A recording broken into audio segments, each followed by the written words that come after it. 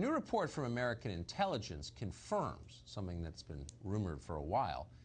Late last year, a U.S. Navy F-A-18 fighter jet took a very clear photograph on a personal phone of a triangle-shaped unidentified aerial phenomenon.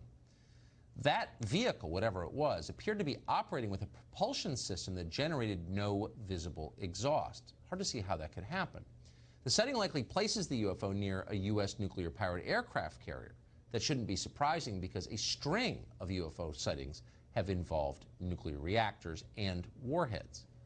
That same report also goes into some detail on underwater UFOs, which behave in ways that science can't explain. Tom Rogan has been following all of this quite carefully for some time. He's a columnist at the Washington Examiner. We're happy to have him on tonight. Tom, thanks for coming on. First, tell us about this sighting in late 2019. Yeah, good to be with you, Tucker, and thanks for covering this because not enough journalists, I think, do. The late 2019 incident essentially involved a U.S. carrier strike group, as with the incident in 2004 and 15, doing its workups on pre-deployment, preparing to go abroad and do the missions that the Navy are assigned. And the pilots are flying off the coast, off the Atlantic seaboard, and see essentially a black triangle, white sort of indicator lights on its peripheral tips coming out of the water very quickly and then accelerating at extremely high speed at about a 90-degree angle.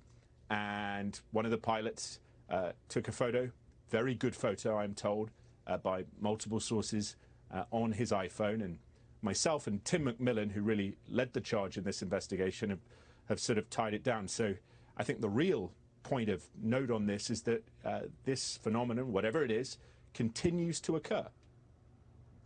It came out of the water. So expound on that a little bit. There have been over the years a number of reports of unidentified underwater vehicles moving in ways that don't make any sense at all. Tell us what you know about that.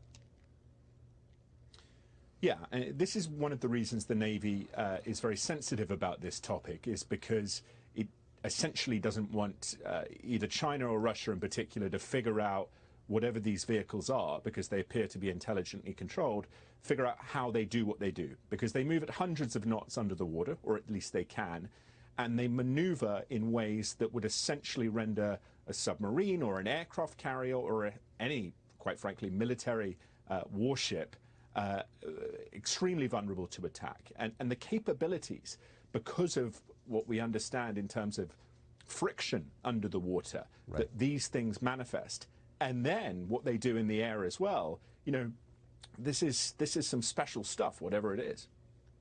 Well, a bullet doesn't travel hundreds of knots an hour underwater for long. I mean, I don't think any human-made object ever has. We've never imagined something like that. So what could be the explanation? Right. You know, and it's very interesting. The Russians have a new system called Canyon, which is an underwater drone system that travels very fast, but nowhere near as fast as these things, and is nuclear powered. And so it's a very different propulsion system. And I think that is the exigent point, that what these things can do in air, underwater, in space, at least in low orbit, are beyond any capability that we can identify with an Earth nation, either in delivery, in platform, something that a military is showing, or is in development.